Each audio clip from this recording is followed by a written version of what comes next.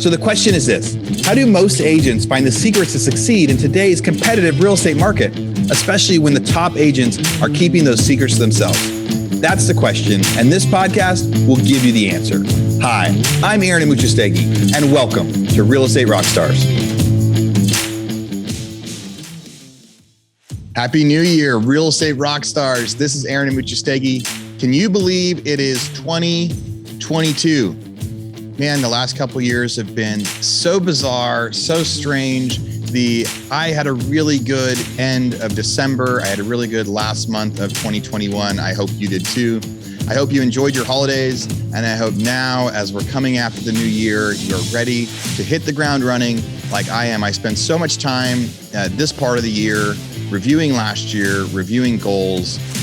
I love New Year's. You know, some people say you should do goals all year long or every quarter and every month. And I do a lot of that other stuff, but there's nothing like looking back at a year, try to see what you accomplished and what you want to do over this next one, especially during some of that slow vacation holiday time we had. So I hope that everyone made it. I hope everyone's travels went well.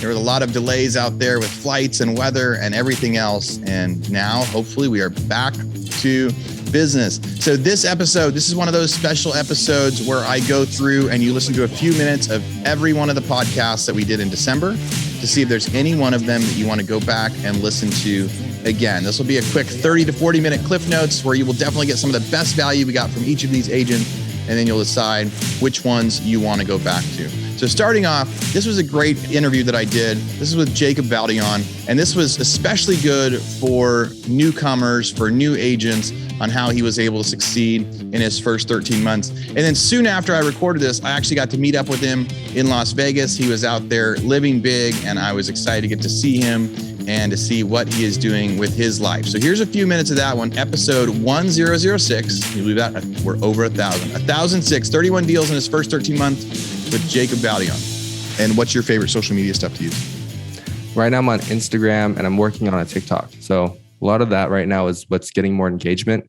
And also I'm working a lot of TikToks as well, and like Reels. That's what's boosting a lot of engagement right now. So if you look at my page right now, I have like 3 TikToks that posted recently. Mm-hmm. And I have a social media content strategy. So that people that are out there that think social media is hard, to simplify it, break it down to, I call it Sunday's draft day. I literally get like a photo shoot done and I just do all the captions on a Sunday. I put them all on my Instagram drafts and all. It's literally, plug and play, and that day you hit post and it's up. There's no thinking involved. And when it comes to Reels, ask yourselves, in my notes, I have a literally list of 30 consumer questions.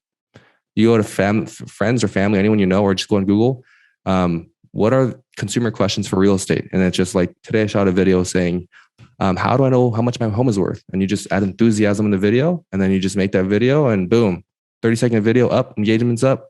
And now you have 2,000, 3,000 eyeballs on you, and people are going to see you as a trusted source, and they see you at top of mind. Like I post 6 times a week, or try to at least.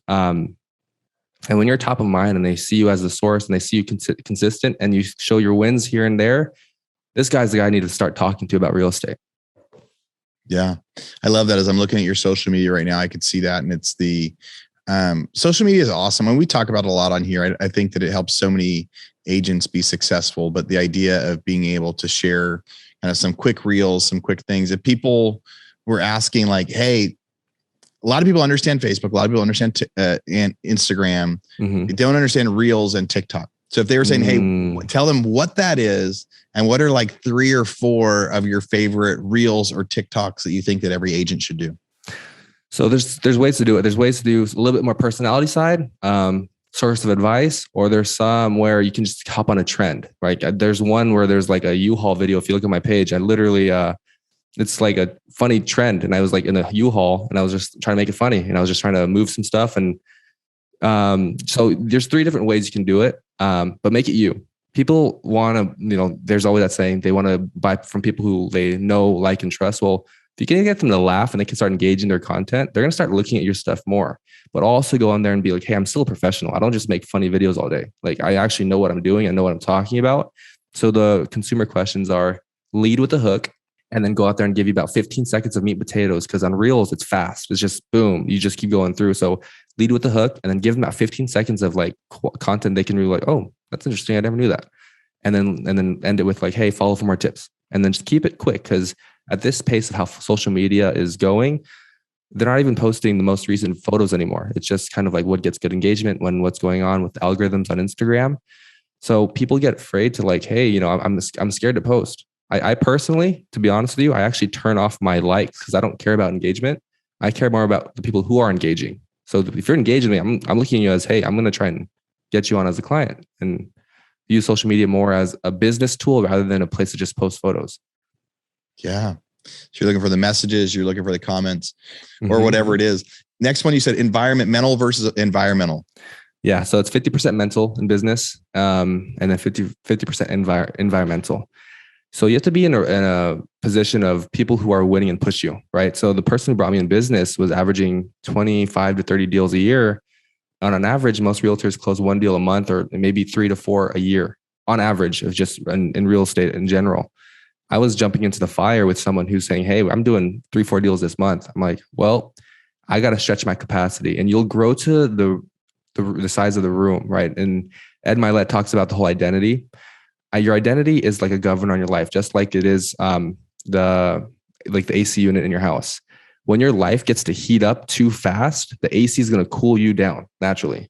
Only way to increase your identity or raise your identity is to do a lot in a short amount of time, or hang out with people who are doing things that you want to do. You just, they say you are the 5 people you hang around with. If you have 5 friends who are millionaires, you're either going to become their friend or you're not going to hang out with them anymore. You're just going to filter yourself in and out. So environment is everything. And then I'd say business is, 80% strategy, 20% execution. So you have to, it's really not hard to win in business once you learn the strategies and the philosophies in it.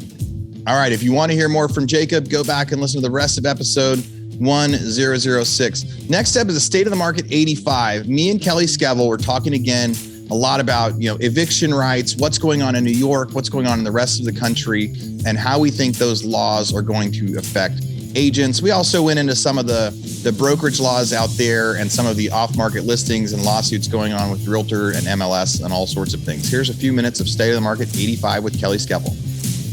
When they talk about the just cause for evictions, some people are using like evictions and lease end as something similar, right? I recently told someone, hey, your lease expires in 2 months and we're not going to be renewing it. And they were very upset. They could not believe that they weren't going to have the option to stay. And they're like, and you're only giving us 2 months. And I'm thinking, I only need to give you 30 days. The fact that I'm giving you 2 months to let you know we're not renewing, like that's law and that's normal. And so I'd be curious if this is this for all evictions? It says good cause eviction bill, also known as the right to renew, is aimed at ensuring tenants do not get evicted without a landlord first obtaining an order from a city or a judge, installs protections against certain levels of rent hikes, and generally lays out in great detail the circumstances under which an eviction can be executed. Dude, rent hikes is, I am totally against government when they are trying to decide how much you can do. What do you think about that one? What do you know about that one? Yeah, it's interesting. So New York State it's like no secret, right? That New York State is a tenant friendly state, right? So like the laws usually favor the tenant. Like, for example, you're talking about you only need to give 30 days notice. You can 30 days is fine if their lease is under a year. If they've lived in the property for, I think it's a year, up to 18 months or 2 years, you have to give 60 days. And if it's been more than 2 years, you have to give a 90-day notice, non-renewal notice. So yeah, it's already, I feel like we're already strictly regulated here. They're saying that if there's not a good cause, right? So if they're not like breaking the law, then they should have the right to renew without the landlord's input. Yeah. Any last thoughts you want to mention for the end of the year, or thoughts about the real estate market in general, or things you're excited about? Yeah, I'm excited. So last year, 2021 was like December 2020 was like, we slowed down a little bit. I'm not kidding. January 2nd, we were off and running again. At least my business was, and I had clients reaching out. So I'm crossing my fingers for another year like that. I think if I was going to make a bold prediction right now as it slows down, I would say that in January, again, if you're a long-term investor, I think you should start trying to buy properties in January, because I think people will have a couple months of takes a little bit longer right now for stuff to get sold. People might be a little bit more willing to sell those deals. And I think in most cases, if you buy a house in January, it's going to be worth more when we're sitting here doing this podcast a year from now. So yeah. As always, if we're buying houses to live in, you just find the one that you can afford forever that you love and you stay there. But if you're an investor or people are wondering what's going to happen with the housing market, I think that everything is pointing to it's still going another year. And if you're struggling in your own market, just think back to what it felt like a year ago. Talk to people, look at those emails from back then, look at the news from back then. And if it feels last year a lot like it did now, then maybe that's a tune of what's to come. So, all right, if you want to hear the rest of the chat with me and Kelly, remember, go back and listen to the rest of State of the Market 85. Real Estate Rockstars, this is Aaron Amuchastegui for a quick commercial break. So during 2020 and 2021, the real estate market completely changed. There's so much competition in the market, so many people trying to buy and sell houses, but there's hardly any supply, hardly any product, hardly anyone willing to list their homes. It's time for every agent out there to become a hybrid agent investor, to be able to reach out directly to homeowners to try to get them to sell or list their house.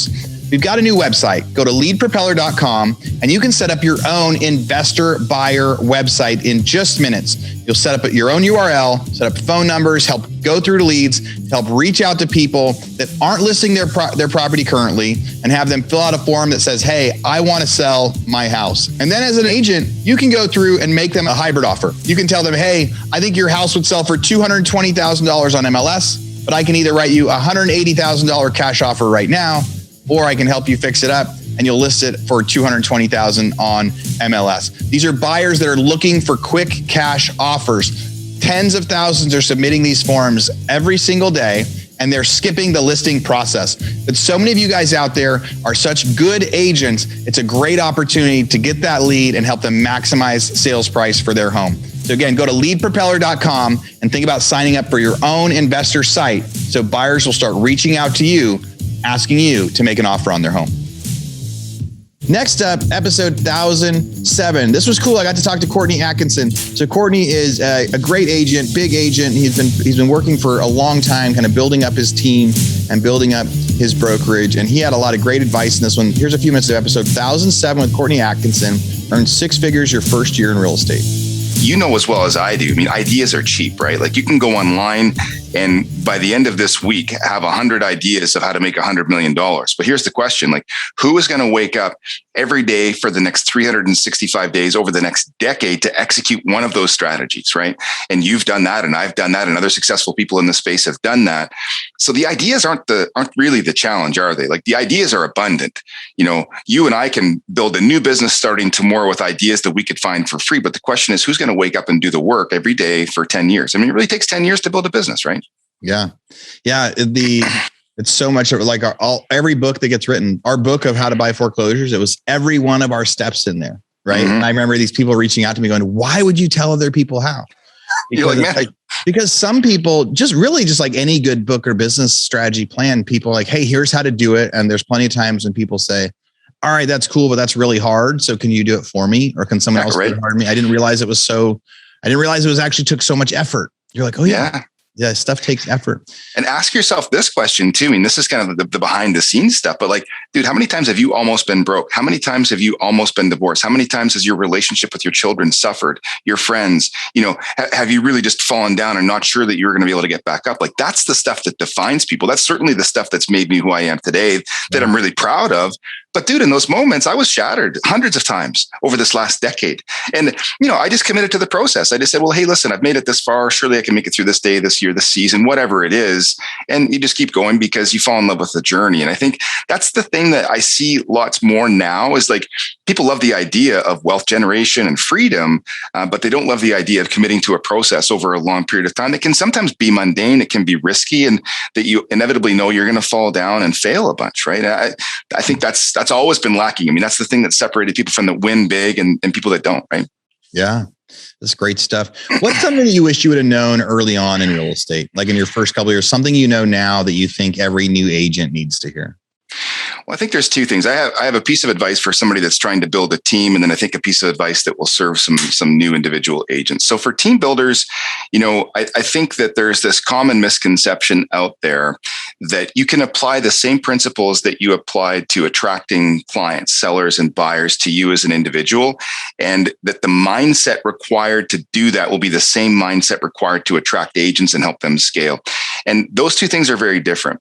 Attracting a buyer and seller is one thing. It's transactional. There's a process involved, but there's a cultural element involved to attracting agents, serving agents, giving them the things that they need to win, and legitimately, honestly, in your heart, wanting those people to succeed and giving them opportunities so they can do so, and expecting them to fail, wanting them to fail, and supporting them through those failures and being one of their biggest cheerleaders.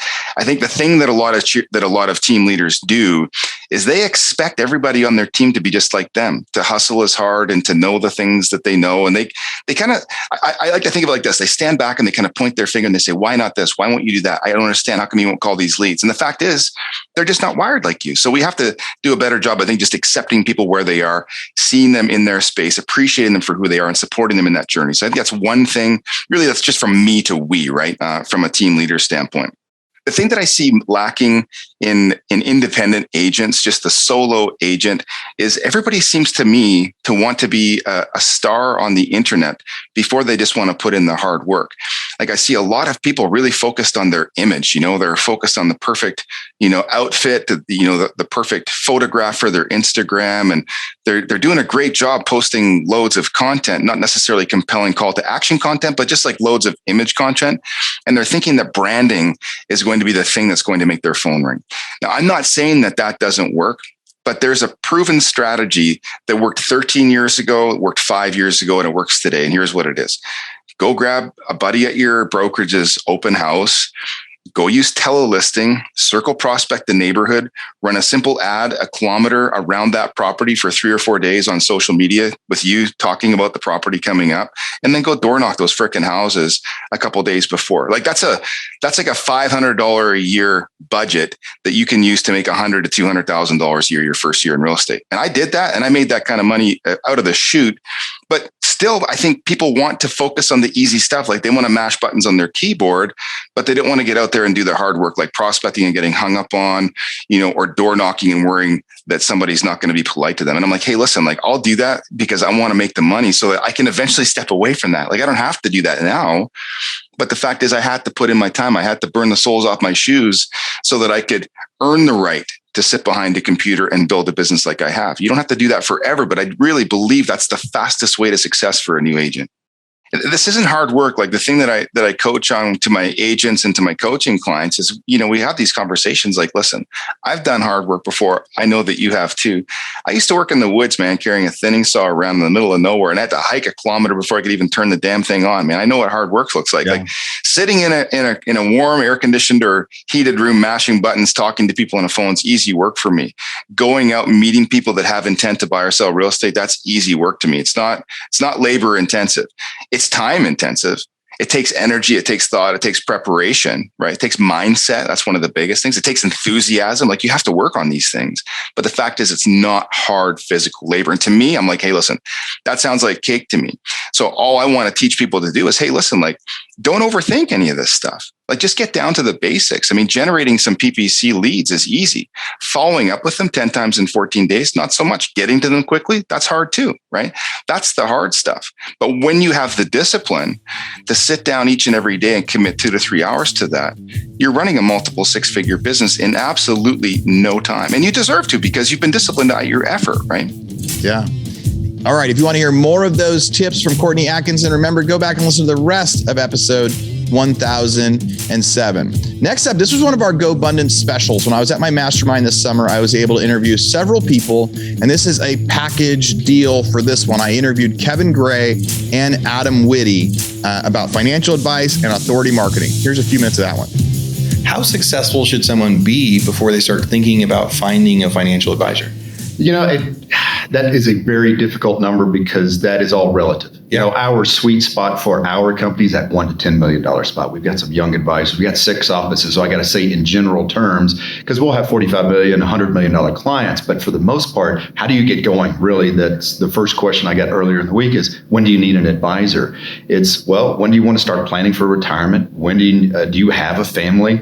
Do you need income? Do you have some savings? Are you ready to invest? Do you know how to invest your 401k? So it's all of those questions. That's when you need an advisor. Because not everybody does what we do every day. It allows you the free time to go do what you do. So whether it's 200,000 or whether it's a 10 million, I think it's relative for anybody and everybody, but plan earlier than you think. Yeah.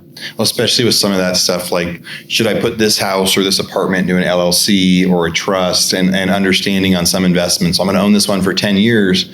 What should my entity structure be compared to this one that I might sell in a few years, with especially all the different tax laws and things like that might be coming. What's crystal ball stuff? Real estate market, you said it's strong. How much runway do you think we got left right now? I think there is some left. Are we starting to see some softening? Maybe it's slowing down, but the growth is still there. Interest rates are tremendously low. We expect them to stay low. We know the Fed's going to say that they're going to stay low. However, they're also they're forcing you to take more risk in order to get a return because inflation's there. I am worried about inflation. I think inflation's going to kick in as well. But as it pertains to real estate, I think there's some room rate. Even in Texas, a lot of people moving to Texas, of course. There's a shortage on even homes and houses. Does that run rate look right on, those expectations? It looks like there's some room to run. So I'm comfortable with the real estate. We're adding to it. There's many aspects to real estate. It's not all just single family. It's not just multifamily. It's not all commercial. It's not just office. It's not just lodging.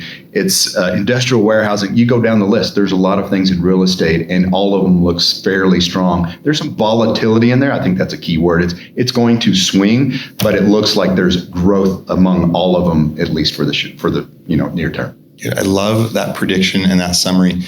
I imagine that your business is more than just an online authority, or if you were going to give someone recommendations. Someone says, why do I need an authority? Like, why do I need to build an authority or like a thought campaign? What would you say? Yeah. So if you're not an authority, you're a commodity. And here's what I know about commodities.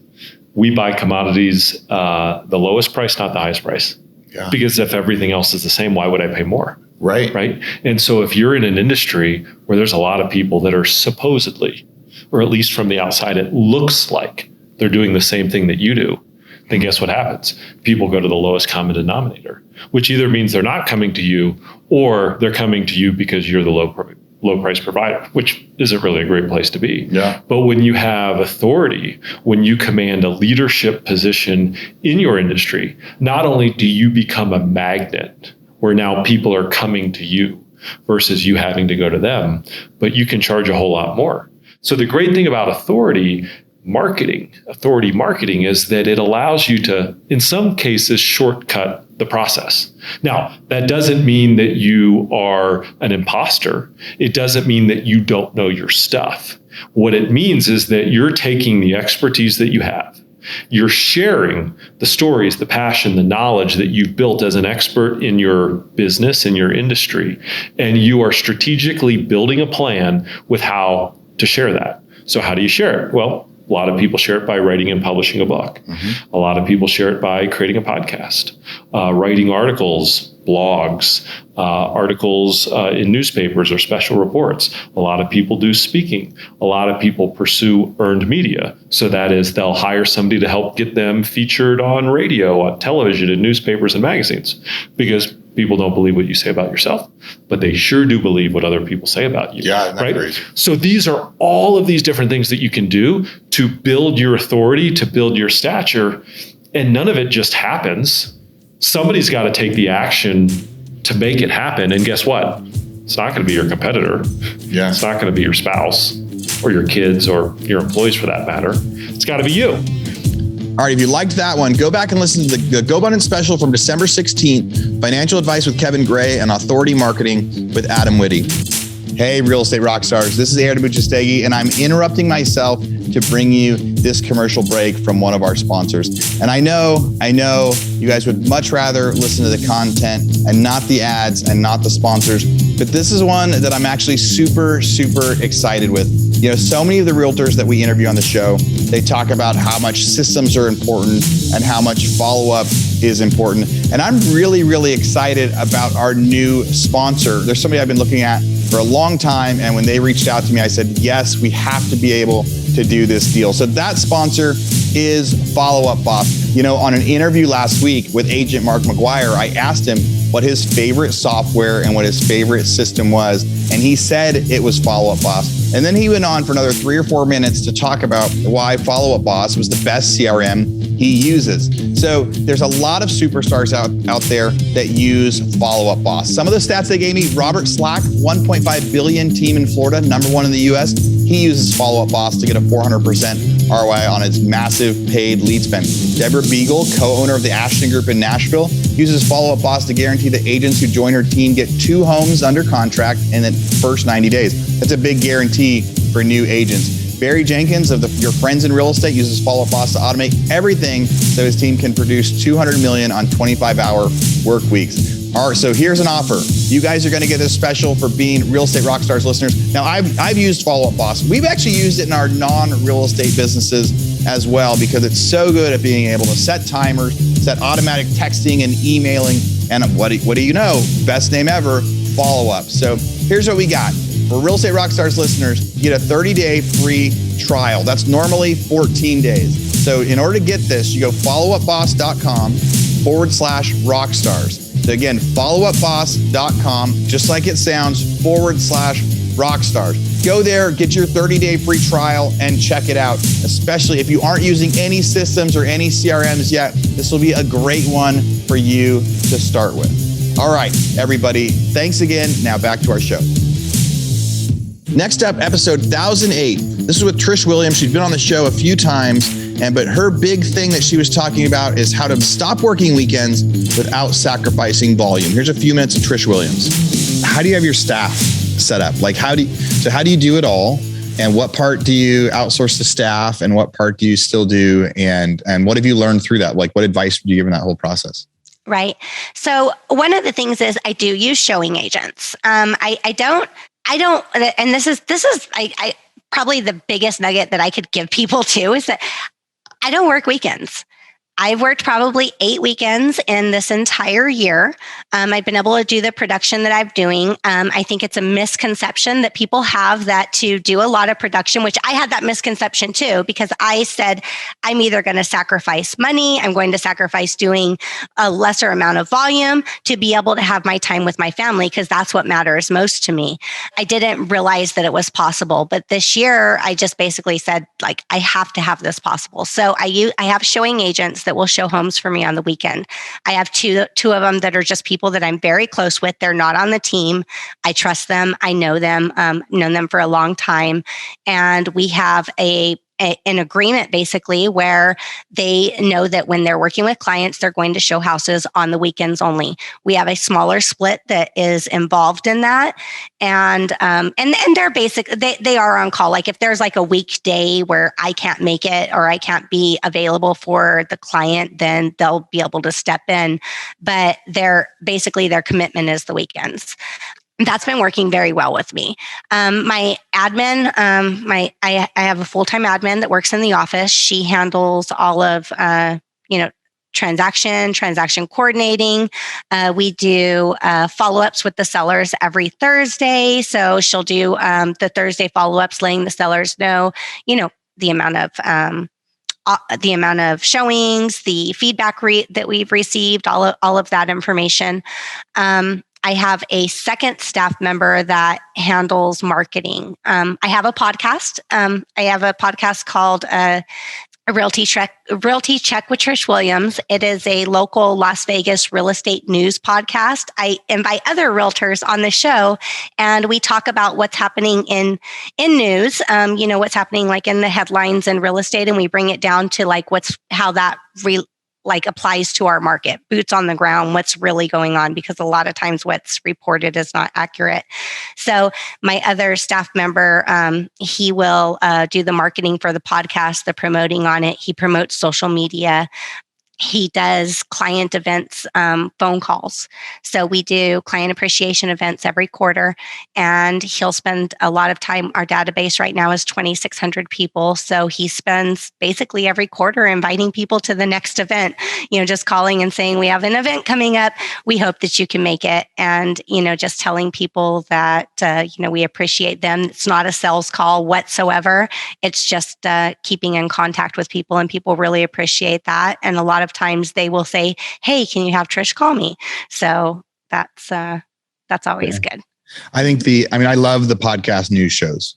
That's really, really cool. And I bet you're going to get some listeners that come reach out to you. Now, any last things that you think every agent should know, or just, I know there was a couple of things you said that were tips, like something that you wish someone would have told you in year one, or that you really want, just want to say that message to everybody now? Yeah, there's a couple things. So one of them is database. Database is so huge. When I started, I didn't, I learned early on that building that, creating more people, getting more people in your database is going to be important, but I didn't realize how important like the long game was of it. But right now, I have, in my database is 2,600 people. I want to get it over 5,000, but even having 2,600 people, I have people to call every day. Every day I have someone to call. I don't have to go find phone numbers. I don't have to go, call it. There's nothing wrong with calling expireds and FSBOs. That's not, it works for people. It's a model, right? But I don't have to do that. I have people to call. I have people to contact, and they're people that I am constantly communicating with. And that is tremendous. It is so much easier to build a business off of having a database. And it doesn't matter how you're getting those. I got some of those just from raffles. I raffled off a Roomba one time at a convention booth at what was it, I don't even remember, like a craft fair or something. I don't know what it was. I just bought a booth. I raffled off a Roomba. It had nothing to do with real estate. I had my real estate information out there, but they met me, they seen me, and I stayed in contact with them. And that's all that matters. You find local people that live in your community, and you get them in your database, and you stay in contact with them and communicate with them, and they will get to know and like you. It's not always the first phone call, but over time, if you keep reaching out, they will get to know and like you, and it will be so much easier to find business and do business when you do it that way. What a cool summary on that. All right, if you liked that one and you want to learn more and hear more of those tips from Trish on how to grow your company and still get your personal life, go back and listen to the rest of episode 1008. Hey, Real Estate Rockstars. This is Aaron Muchastegui with a quick commercial break. Now, you've been listening, you've been waiting, and now the big Rent Ready mystery can be revealed. Rent Ready just launched rental property accounting for landlords. It's so new, I haven't even got a chance to check it out yet. Now you can easily connect your rental properties from Rent Ready to an accounting software created specifically for landlords with Rent Ready's newest partner, REI Hub.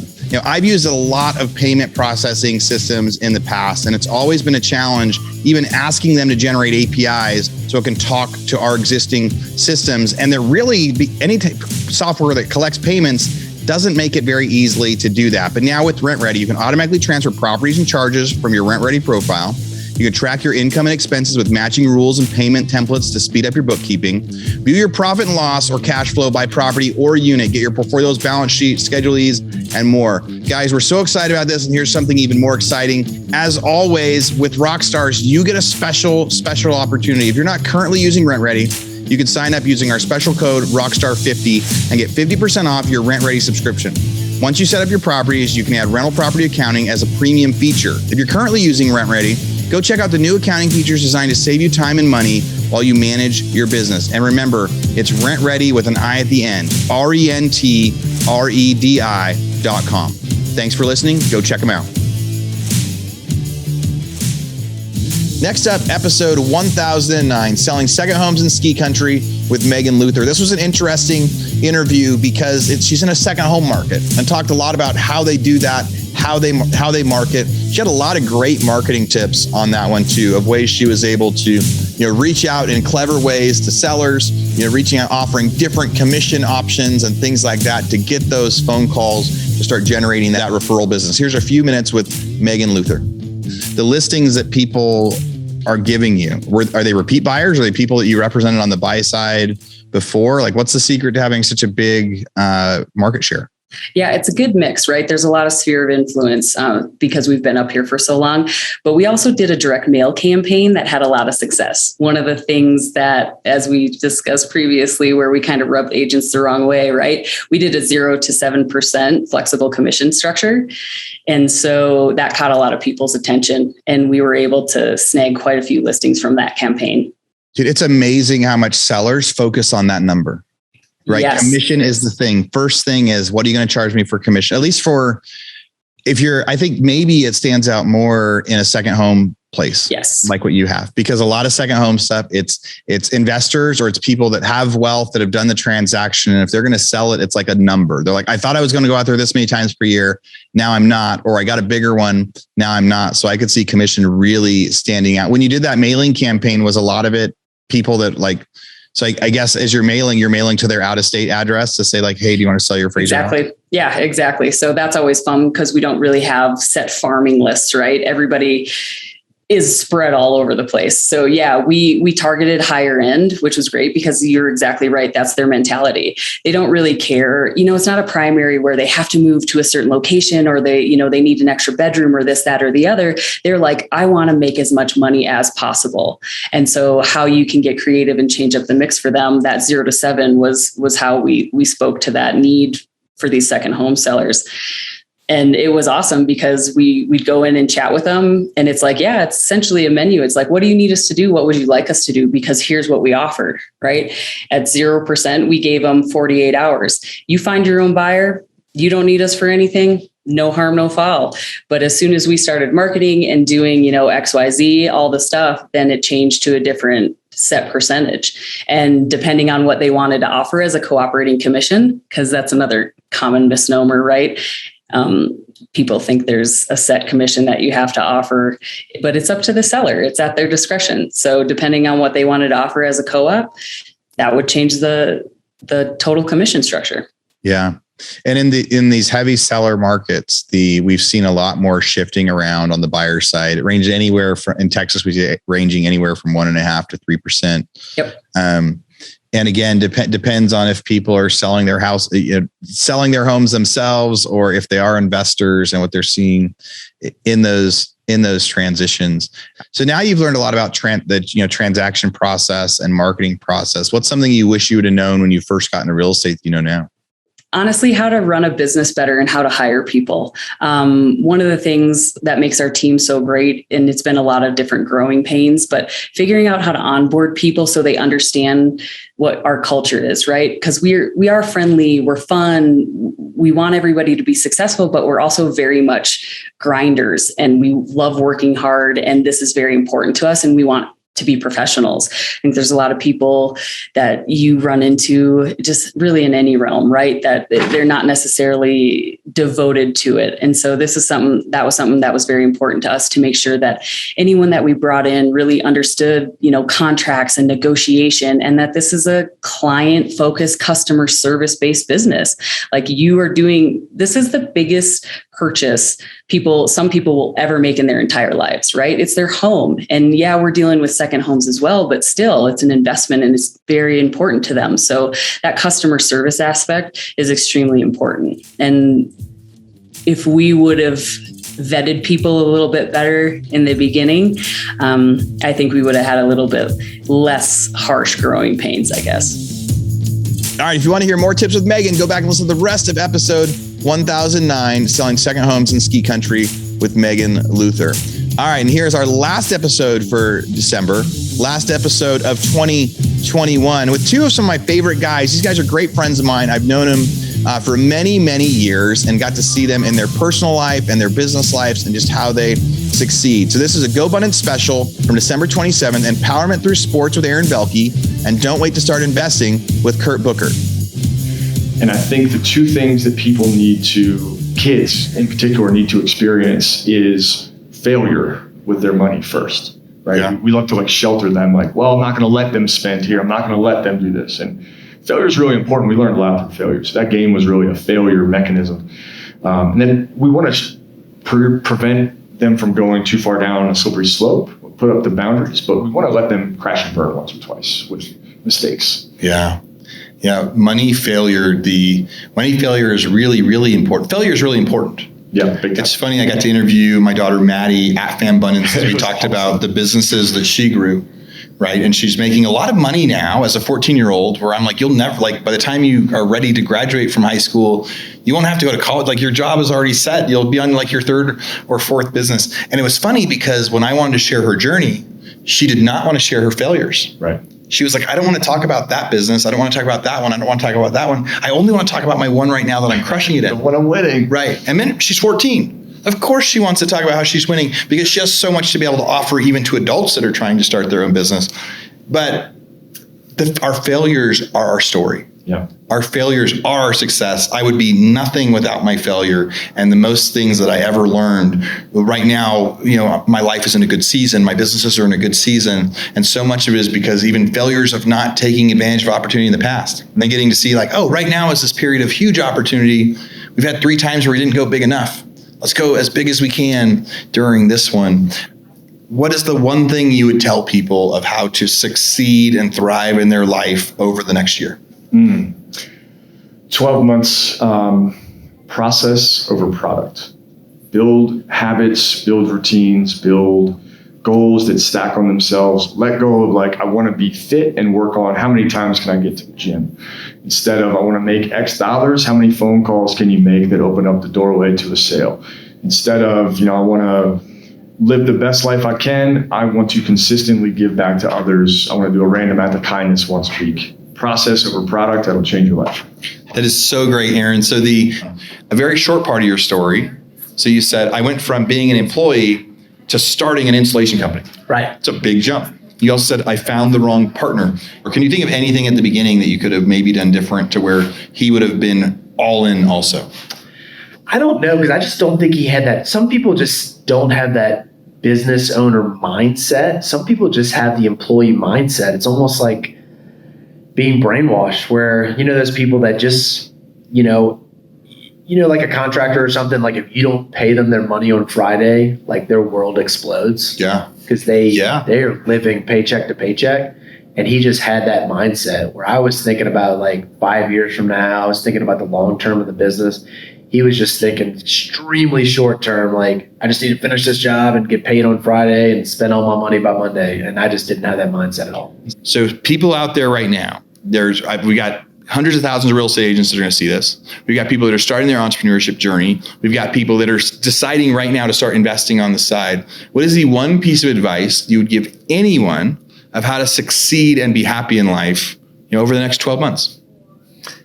I would say with real estate, it's, what's the old saying? You buy real estate and wait, don't wait and buy real estate. I think with real estate, as long as you're buying right, buy and hold. I'm not big on going in and out of properties. Yeah. I'm a big buy and hold guy, whether it's a stock market or the real estate market. I think if you buy and hold something right and have it for the long run, you're going to be in great shape in the future. But also, you got to manage real estate. I mean, I think a lot of us as real estate investors, we talk about the deals, we talk about the sexiness of finding real estate, the markets that we're going in.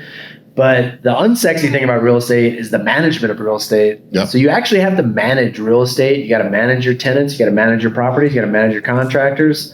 You got to manage your maintenance. So that's a big part of it as well. You got to treat that just as important as finding the deal, in my opinion. Okay, if you like that one, be sure to go back and listen to the Go Abundant special with Aaron Belke and Kurt Bookert. This is Jeremy Taylor. I'm one of the producers of the podcast.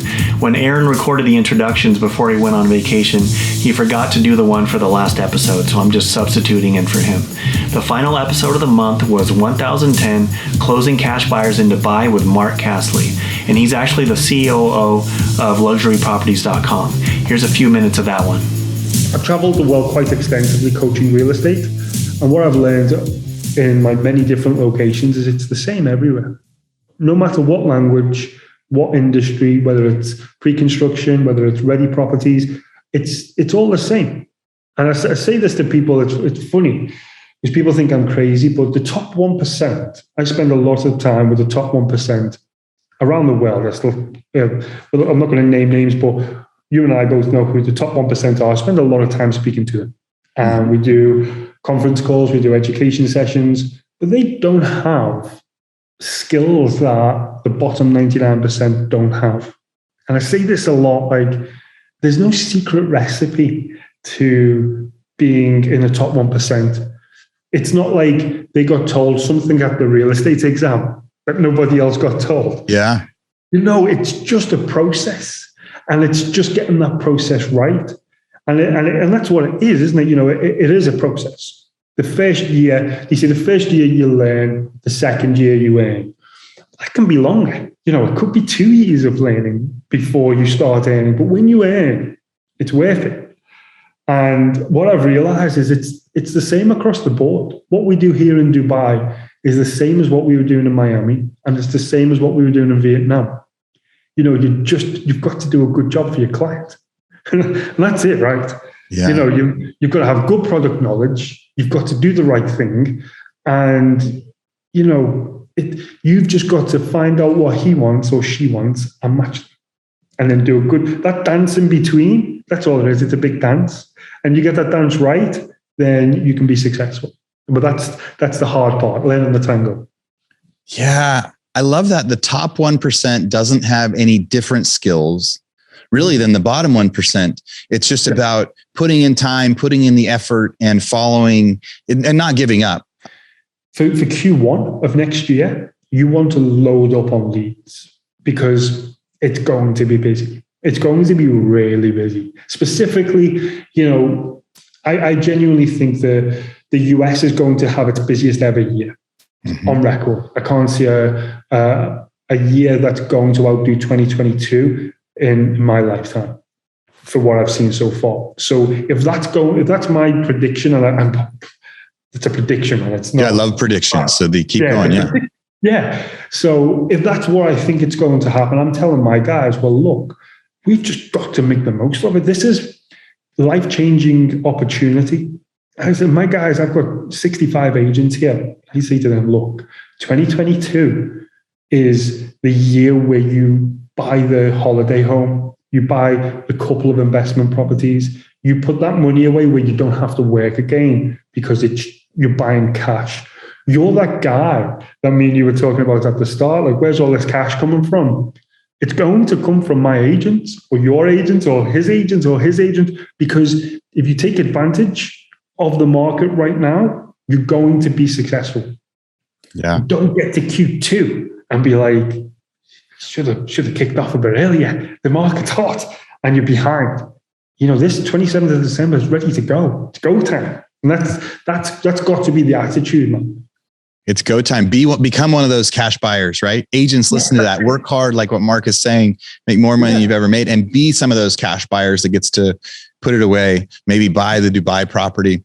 One of our questions said, if you were on stage, what would your panel be? And you said every day is closing day. Every day is closing day. Yeah, man.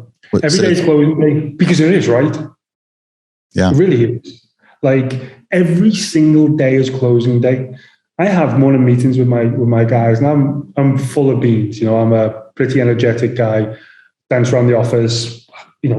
High impact. Let's go. Let's make some money. And every day is closing day. Every single day, there's somebody out there who wants to do business with you. You just got to find them. We're in a position where we do all have an abundance of leads at the moment, which is great. And there's somebody on your CRM right now who's saying, I will sign a contract today if you just show me what I want. And what they want is out there. You've just got to find it and show them. And that is why every day is closing day. I love that. Okay, if you like that one, that was episode 1010 with Mark Castley. Now back to Aaron. Man, again, happy 2022. We had a lot of great interviews in December. We actually had a lot of great interviews in 2021. If I do the math, I think I interviewed 125 to 150 people this year. We got to talk about so many tips and tricks and tactics. And so many of you listeners have reached out. You've messaged me on Instagram. We've started working together on deals and tips and all sorts of different things. But what I love to hear the most is you listeners reaching out and just saying, thank you that you're listening to the podcast. and that you love what we're doing. Everybody that comes on the show, the biggest thing they want to do is provide value and help all of you agents to learn some of these secrets and tactics and apply them to your business. With 150 interviews this year, there has to be at least 3 or 4 tactics in there that work for you, right? There's hundreds of different tactics we talked about. And as you listen, I know some of them stuck out and said, hey, that is a perfect fit for my personality. It's a perfect fit for my market, perfect fit for who I am. So as you're looking at 2022 now, reach out to me. Tell me what your volume is going to be by the end of the year. Tell me you want to come on the podcast and what we're going to do before we get you on the podcast. I'd love to help you in your journey. I'd love to follow along in your journey and see you crush those goals as we head into this new exciting year. So Real Estate Rockstars, as always, thank you for listening. I appreciate you. Happy New Year. All right, Real Estate Rockstars, this is Aaron Muchastegui jumping in again to thank you for listening to the show. Hopefully you guys loved listening to that one. And I want to make sure that you know about all of the extra resources that we have. And also, we need your help. They say podcasts are free. You get to listen to podcasts for free. But what is the cost of that podcast? I would say if I could beg you to pay anything for that podcast, I would say the cost of the podcast is going and giving a review. So whether you download it on Google or Apple or YouTube or anywhere else, please go give us a review. Say what you liked, what you didn't like. It helps us get better guests. The more reviews, the higher we get in the rankings. Right now, we are the biggest podcast out there for real estate agents, and we want to keep that spot because we know there's lots of podcasts out there. So go give us a review. Also, be sure to go to hibandigital.com. If you liked any of the resources that those real estate agents talked about, we've got a huge video vault of those resources for free. Every penny that comes on the podcast that we interview, they give us something that helps them get their deals or helps them work with their clients. And we put that in the toolbox in our vault for you. So go to hibandigital.com and you can get it. If you're looking for real estate education, go to rebusuniversity.com. We have all sorts of courses in there to help agents succeed in real estate, how to get the listing, how to negotiate deals, how to become an investor, all sorts of different stuff, rebusuniversity.com. And if you want to chat with me, go find me on Instagram. And if you come find me on Instagram, you can send me messages. Tell me what you want to hear. Tell me what you liked, what you didn't like. We try to put a bunch of content out there too. You can find me in 2 different places. It's at RERrockstars.com for our Real Estate Rockstars page, or at aaronandmuchastegui.com for my personal Instagram page, where I can chat with you about all sorts of different things. Thanks for listening. We'll see you again soon.